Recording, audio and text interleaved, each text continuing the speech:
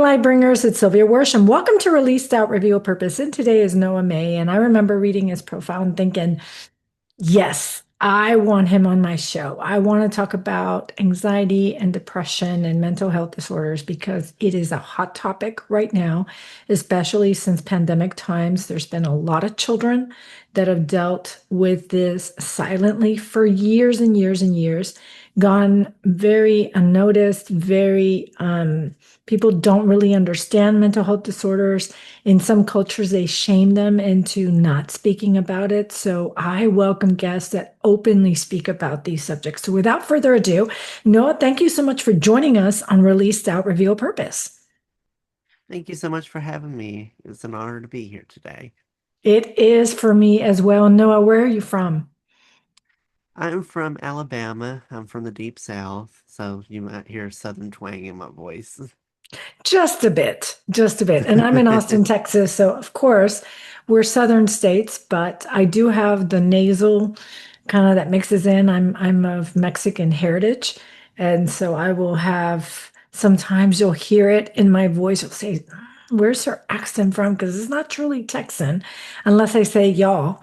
And then I really reveal, right, where I'm from, but or where I was raised. So tell us a little bit about your story of transformation. Why is this topic so personal to you? You kind of had mentioned it in the introduction. It's something that people usually are so afraid to talk about because it's it's something they get shamed of a lot for, and it's a shame because it is such a serious conversation that people need to have, and which I think it's gotten a little bit more opening and accepting now, but when I first got diagnosed with it, it was pretty much taboo. No one really talked about it, so I was kind of real hesitant of opening up when I was younger about my struggles with mental health, and because of the fear of me getting teased and getting picked on, and I would be seen as different than everyone else. So I always kept quiet when it came to my mental health struggles and my story with it. So, how have you started this journey? I mean, you're on podcast now, you're openly talking about it. Obviously, you've gone through a journey from from the time in school. Do kind of share with us what that journey was. I got diagnosed with depression when I was 13. I was very young. I was still in middle school. I was just finishing up middle school, and uh, that time was really dark and challenging for me. My grandmother had recently gotten sick with Alzheimer's and dementia. Um, she kind of made it to where living at home was a little difficult just because of how the disease really Mhm. altered her state and alter how she acted. My parents usually fought a lot about it, about her behavior, and my grandmother would fight my grandfather a lot, and it was just kind of a lot of tension. I also was hanging around a bunch of troublemakers at school where they were kind of a bad influence on me, and I started hanging around them and picked up some of their bad habits, just how they were acting.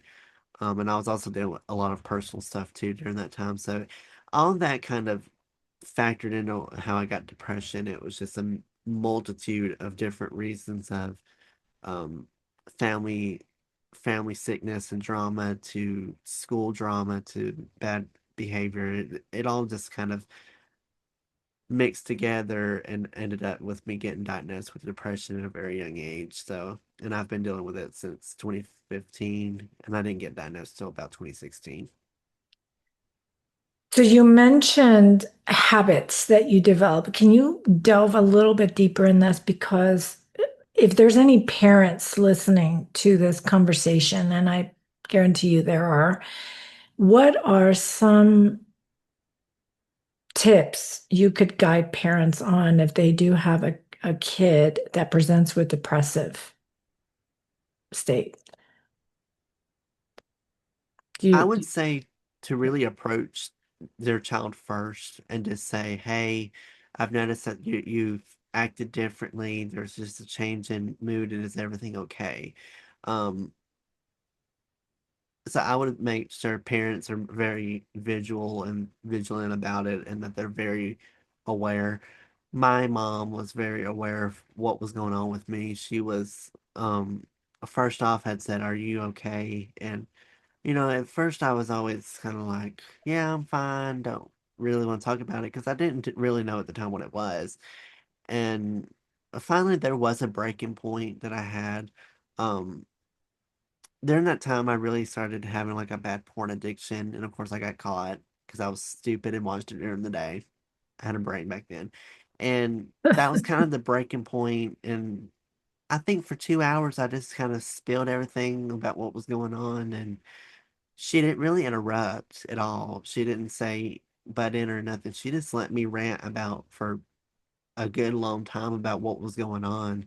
So that's another thing for parents to also consider is when they start talking, just don't interrupt them. Let them say what they want to say, and then at the end, say what you have, what you think the situation is. But being able to have your kid talk to you and be able to open up and not to be interrupted is so rewarding to them because you're just letting them talk on their own terms and they feel heard and that they don't have to worry about being ignored or anything. So, um, eh, always check in with them and just be watchful. If you start noticing a change in how they act, just be very, very aware and be kind of keep a very close eye on them.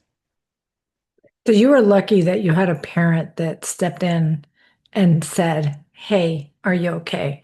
Had you not, I wonder what would have happened because there's a lot of kids that don't have. Some parents are very distracted with what you were discussing earlier, your grandmother having a new diagnosis. That puts a lot of pressure on the parent whose parent that is, right? So I don't know if this was your mom's mom that had been diagnosed or your dad's mom. Was it your mom's mom? It was my mom's mom. So what a beautiful person. You know, she's already carrying the weight of seeing her mom deteriorate. And then despite the grief, because there's a lot of grief around that, I will tell you, I had my father before he passed away last year, began having dementia in 2021. And it's very hard to accept because they start to lose their they don't know where they're at a lot of times and it causes a lot of grief and if you don't know what they have initially it can cause a lot of stress in a home. So I want to just say kudos to your mom. What a beautiful person to be able to carry the grief and then to still be so present to address this with you. I mean, what a blessing to have a mother like that. And I want to commend her for that. Number one. Two, is kudos to you for thinking and reflecting this through to be able to share on the podcast because this information is really critical to the state that we're in with children, especially right now. We have seen suicide rates increase exponentially due to depression going undiagnosed and mental status like changing. Because sometimes when our hormones start to kick in, that also kind of kicks in these major brain changes that start occurring. The brain chemistry starts to change. And so if there's not someone watching, these kids go unnoticed. And that's where they start to get ideas in their head that they can't get it, they can't do anything, and they don't ask for help. And I think for you to have a mom that was present was it was key for you. But I also commend you because you could have easily shut down and said, I don't want to talk about this and shoot her away. Instead, you invited the question and was vulnerable enough to share your situation with your mom. What did your mom say after that conversation? How did she guide you? She kind of, after I had gotten done ranting, she was like, okay. She was a little disappointed about the porn watching, I'll admit, but she didn't really, she didn't really punish me severely over it. She said, I won't take you to the doctor. We're going to see if you have it. I think another thing of why it was so rewarding to have a mom like she is because she's dealt with it as well. She had actually told me later in life.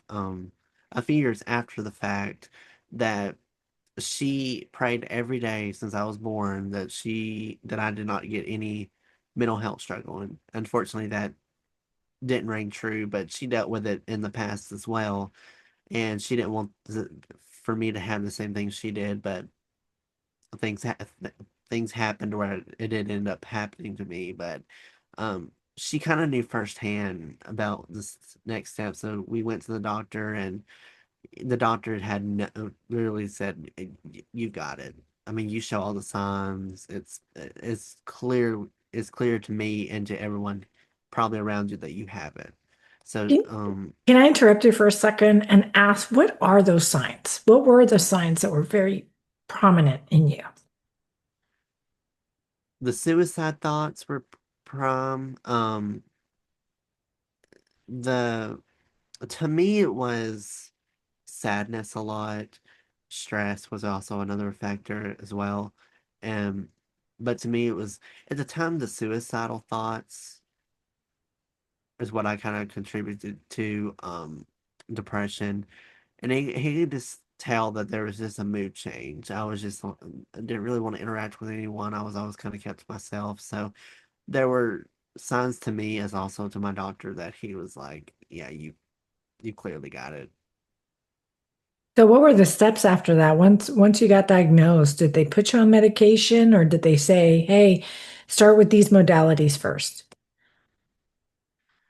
Um, I can't fully remember. I think that he had put me on medication immediately after that. I was diagnosed with a special type of depression. It was clinical depression, and for people that don't know what that is, it's a depression that's really hard to prepare for. It comes and goes in waves.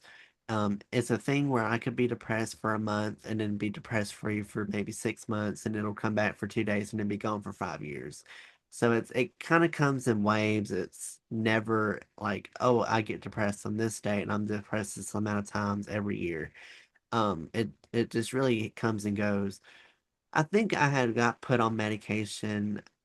I think he had recommended a therapist, but I had before then had gone to therapists for other reasons, and they just were not good. So I was real hesitant about therapists at the time, so I didn't really go to them. Um, at first, I didn't.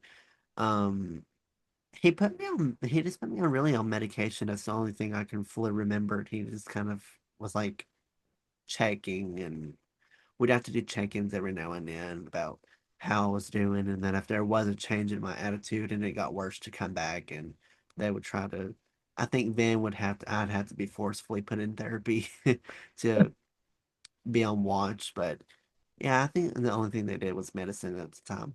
At the time, but you said that you didn't want to do therapy, that he kind of recommended it, but you were hesitant about that. Can you share a little bit why you were hesitant about therapy at the time? Weirdly enough, I had gone to a therapist for I can't remember the exact reason. It was before I got diagnosed with everything. It was I think for something else. I think I was having nightmares a lot and bad dreams, and I also was having a behavioral problem. I had like kind of a temper at the time, so my doctor had recommended me to go to a therapist that was in my hometown, and she was just not a good therapist. The whole office was kind of the, it was an elderly lady that worked up front, had a really bad attitude, and the therapist kind of focused on other things more than the problem I had gone for. I remember I went in there for another thing for nightmares because I was having pretty bad nightmares every now and then. And she kind of made me do these tests where it was taken like it reminded me of like English tests. I didn't quite understand the purpose or the full extent of why I'm having to take these tests. I didn't quite understand what the purpose was, and I don't think she even really knew what was going on. Um, I went to her probably 2 or 3 times to what I remember, and it was like, this is not working. You're not doing anything. So I quit, and then after that, I was real hesitant about Okay. therapy because it was just a bad experience, and I kind of based it off that experience where I was like, I don't But want to it go sounds back like there. maybe you've reconsidered that. Maybe as you got older, or no, that was never reconsidered.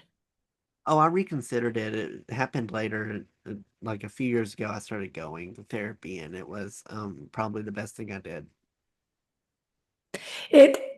Sometimes it's a hit or miss with therapists. It's like hit or miss with coaches. You hire somebody and you want to see results right away. But we also have to realize that our problems didn't just appear right away. And so this idea of wanting it to shorten the duration of the time that we have to be there is really unrealistic because some of these things are biological in us, right? So there's that trick, there's that composition. Like your mom was praying that you didn't get it, but she passed on biology. I passed on biology to genetics to both of my children. Um, they did genetic testing on me recently, and they saw that both my parents passed on the gene that uh, means I have very low dopamine in my system. And so I have a lot of focus issues and attention span issues.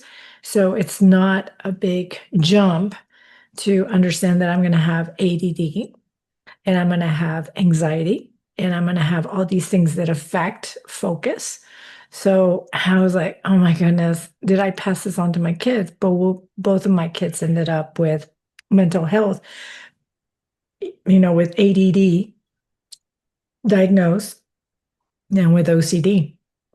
And at the root of it is anxiety. So the doctors explained to us if you treat the anxiety, these two go away. These two are a byproduct of the anxiety disorder. So I'm kind of wondering if in your case there was two disorders kind of playing around with each other. Aside from clinical depression, you mentioned anxiety in your answers to me prior to coming on the podcast. Do you also suffer from anxiety? Yes, and the anxiety was kind of a weird way of getting diagnosed because at that point I was taught what anxiety was, and I didn't really show any of the technical main signs of anxiety. So it was a weird diagnosis of how I got diagnosed with it. It was just a weird experience. It sometimes is. Like for me, what the trigger was when I faced six doctors in my hospital room when I nearly died in 2012 is what re-triggered my anxiety. So what I remember going to a talk at my church long ago. I was doing research for my son. My son had been diagnosed with ADD and with OCD and had some anxiety. And I was desperate for answers. So I remember JP Moreland came to the church and started speaking about generalized anxiety disorder. And he said, there, there could be a trigger for anxiety, or you could also have modeling. So if you have a parent that modeled anxiety to you, that could also trigger that anxiety in you. Or you could have the trifecta. You can have the genetics passed on, the trigger, and the modeling. And I had all three. So I was like, okay. So once I faced the six doctors, I was like, of course it's going to get triggered. You nearly died. You're not going to want to go to sleep at night. In my case, I had pulmonary embolism, and it happened in the middle of the night that I got jolted out to be able to breathe. But had I stayed asleep, I would have died. And so I remember when I got back from the hospital after spending 2 weeks there in Houston, I was a single mom at the time. And I begged my mom, who was in her 70s at that time, to sleep with me in the same bed because I didn't trust to go to sleep and not wake up. I mean, it was a real panic and fear that I felt. Oh, every night I just couldn't get past it. And and at first I didn't realize I was exhibiting anxiety until much later when I went to this talk and I started to really piece together. And when I married my husband, he's like, I think you have a little bit of OCD and I think you have a little bit of anxiety. And at first I wanted to deny it because I didn't want to be marked, if you will.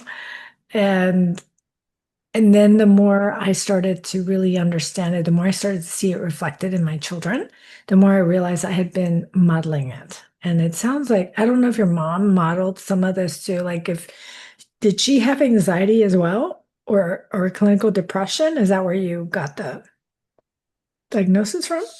She she suffers from depression as well.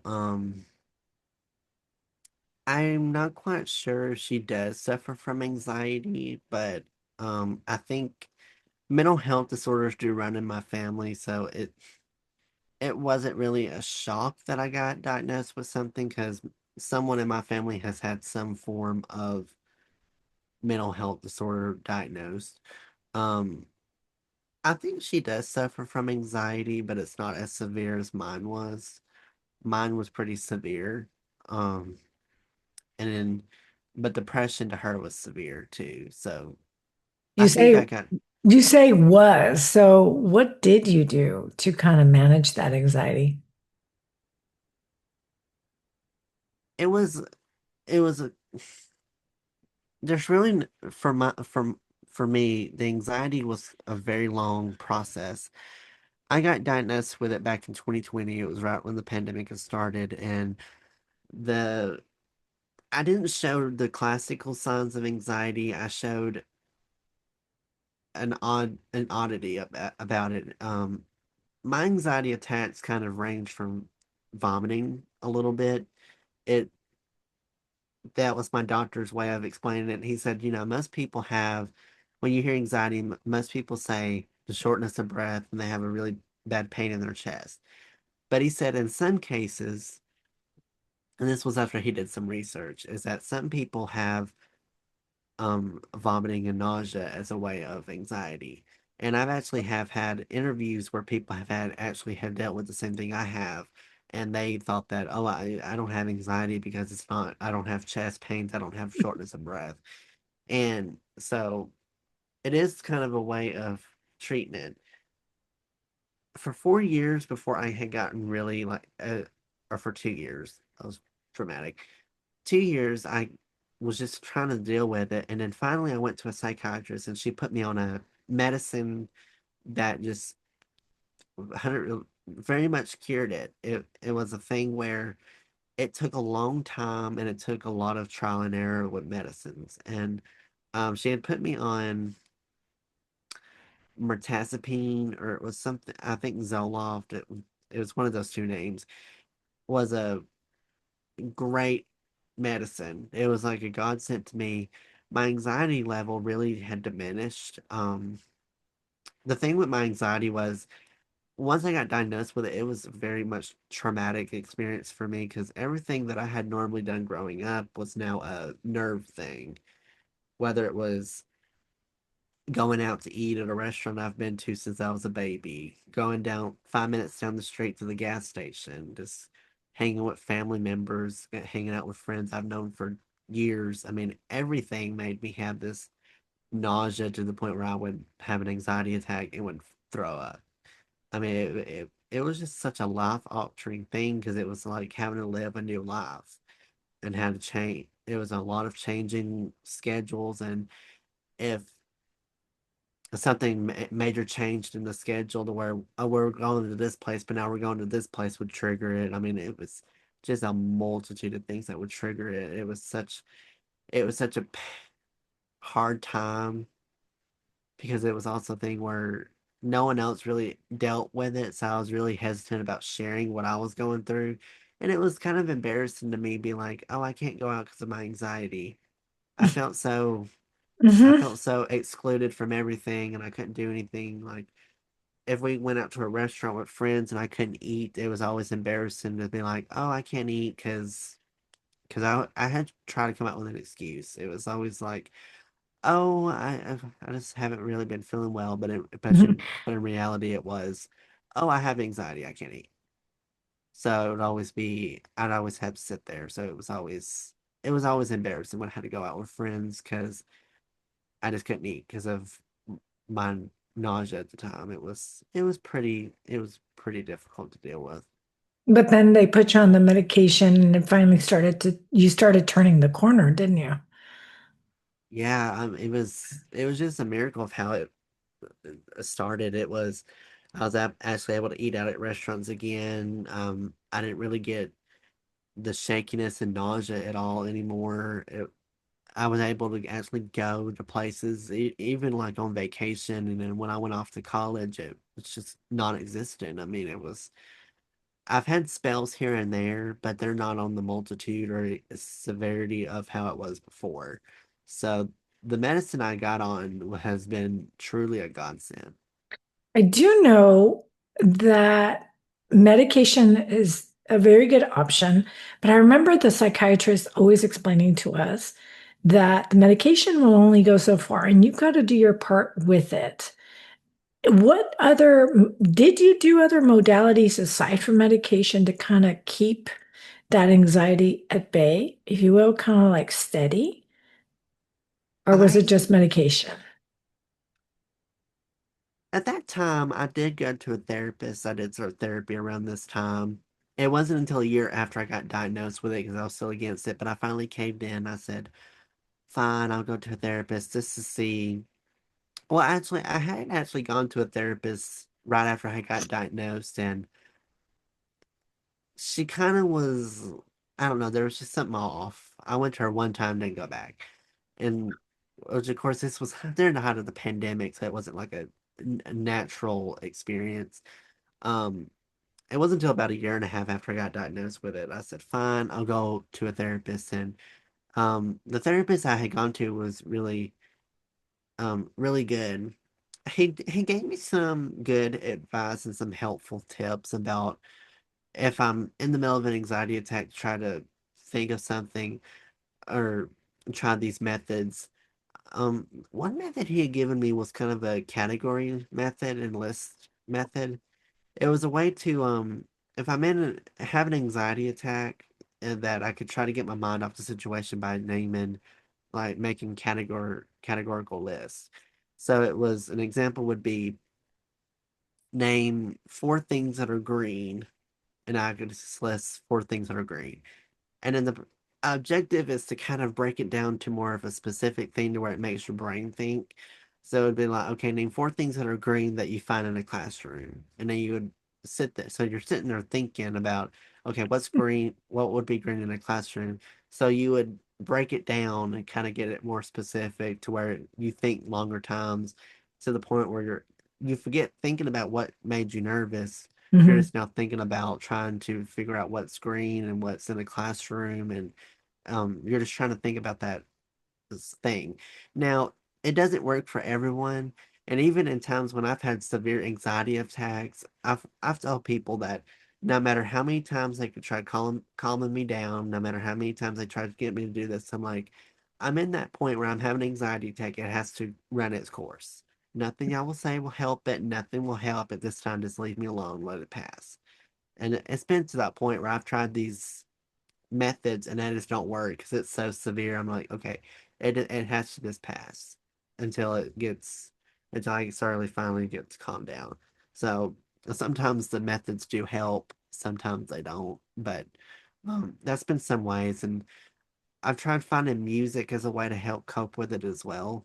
And this was before I even did therapy and went to a doctor. Music was just always kind of a pathway for me to kind of Ease up. have a way to escape and just kind of go into reality. And YouTube as well was kind of a really good technique of um escaping from what was going on and kind of just get my mind off things. So there were some things I did to help cope with it, but sometimes it was just so severe it was hard to ignore and it was hard to try to make it go away. It just had to run its course and had to go away on its own.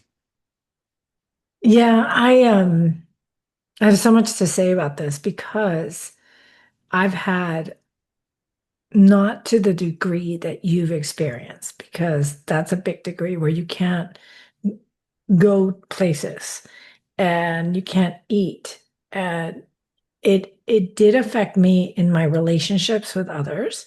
And one of the things that I too, not the list, but I remember my therapist and my coaches kind of saying, hey, Stay in the present moment. The issue with anxiety is it takes you into the what ifs of the future or something that happened in the past. So the aim is to stay in the present moment. And that's why the lists are really important because it forces you to get out of that loop that your mind is in.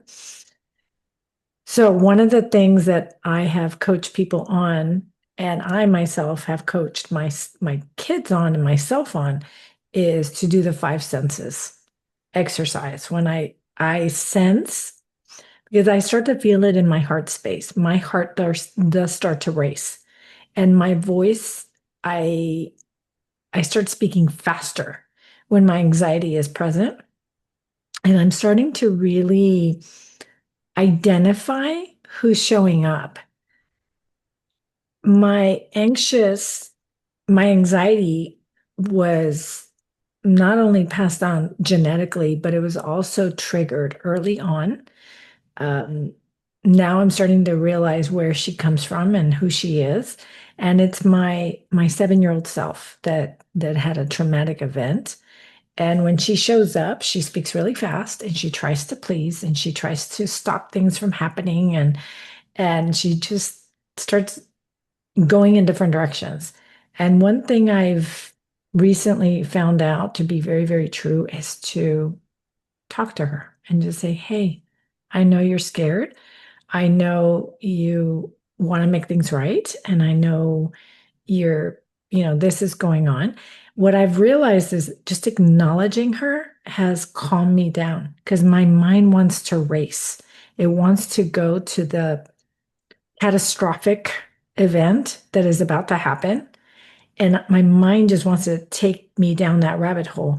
And it tried to do it to me yesterday, as a matter of fact. And I had interviewed someone 2 weeks ago that had discussed a journey where they identified who was showing up for them when they were sensing stress in their body.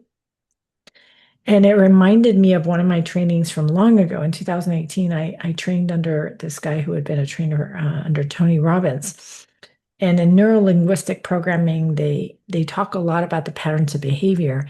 But one of the things that I remember one of the talks from long ago, and it was like, what is your pain? What is your anxiety trying to show you about, the situation? And I was just like, that's such a strange question.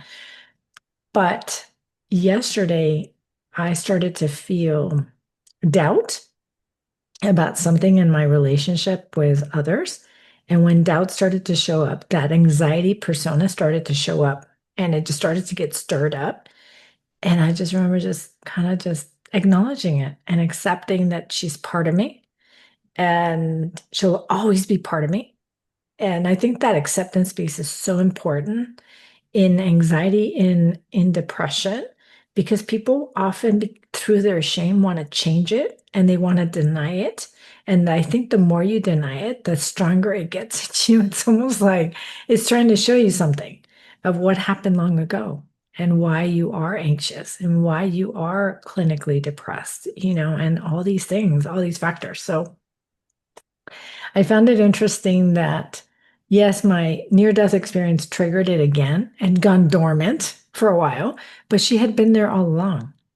And and she just needed to be seen and accepted and she just needed to feel safe, kind of like you were talking about with your mom.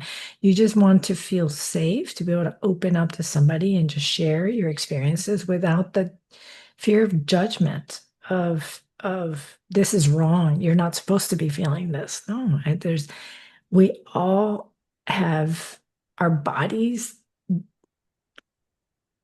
keep a record of everything that's happened to us. And so it's of course sometimes we don't even realize all of this is inside of us until we accept and acknowledge and move forward in our journeys. And I think you're very courageous to come on podcasts and talk about these experiences because a lot of men, especially men, would shy away from this type of conversation, because of the cultural aspects of it. In my culture, it's shamed. It's like not seen as a good thing to have mental health issues. They don't talk about it in the Mexican culture. And then if it had happened to a male, it's even worse. It's even worse because they're supposed to be the strong ones and the protective ones. And how dare you be quote unquote weak because you have these things that are happening to you? And can't you just toughen up and get over it? And that's kind of the dialogue that we need to start changing around this because children out there are suffering in silence and they need to be heard, whether it be through a therapist, a teacher, a mentor, a friend. I think what's really important is to have a community of people that surround you that are light bringers to you that can say, "Hey, I think what you're doing is awesome. I congratulate you. I commend you for being brave enough to talk about this so that other people feel less alone." Do you think this is your purpose now? Like coming on podcasts and sharing this story, or what do you think your light is? Where do you think your light is taking you? I'm not quite sure. I've been very passionate about mental health since I've gone through it, and you you made a very good point about what the main reason why I do it is because our society has kind of made it to where men are scared to talk about it.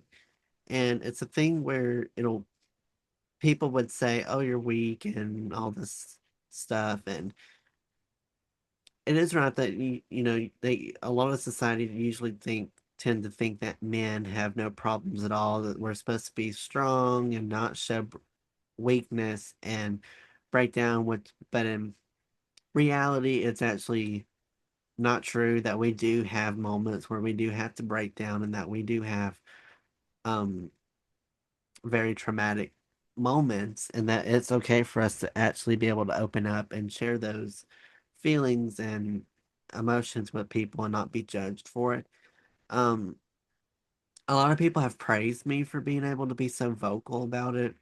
Um, and I hate to say it because it's me, because I'm a man, I guess. I guess I think they're more proud of how young I am, and of thinking that the think that you're 23 now and that you've gone through two major mental health disorders at such a young age. It's I think they think it's courageous that you're saying it at such a young age, because I don't think I guess I think most people say it later in life when they're a little older and where they kind of don't really care a lot more about what people would think. Um, a lot of my friends have also dealt with mental health, and I think it kind of comforts them for them knowing that they have a friend that's going through the same thing they are. So it kind of makes them feel more okay. I'm not the only one going, excuse me, going through it, and that I can open up and share what I'm feeling without being judged. So I'm not mad really about being a voice for it. Um, was it something that I thought I would be doing in life? No, it's I didn't plan it, but it's something I'm not really mad about. It happened for a reason, and I think it's the reason I got it is so that I can help other people not feel alone with it, and that it's okay to have what I have, and that it doesn't make you any more different than the next person. So, um, I'm grateful for being able to be a spokesperson for it and be able to be like, hey, it's okay to have depression, anxiety, or PTSD, or bipolar, and all this stuff because someone else or someone else is going through it, and they might feel alone, and just knowing that they have someone else that deals with it, y'all could help each other out. So that's usually how I see it.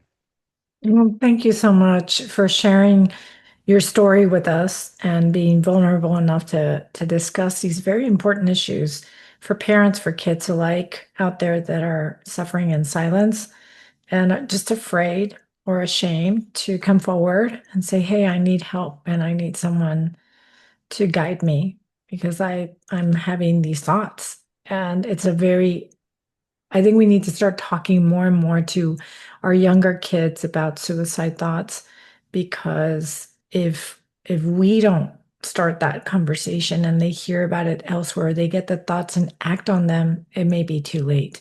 So Noah, thank you so much for joining us on Released Out Reveal Purpose. If people wanted to contact you and have you come on their podcast, how can they reach you?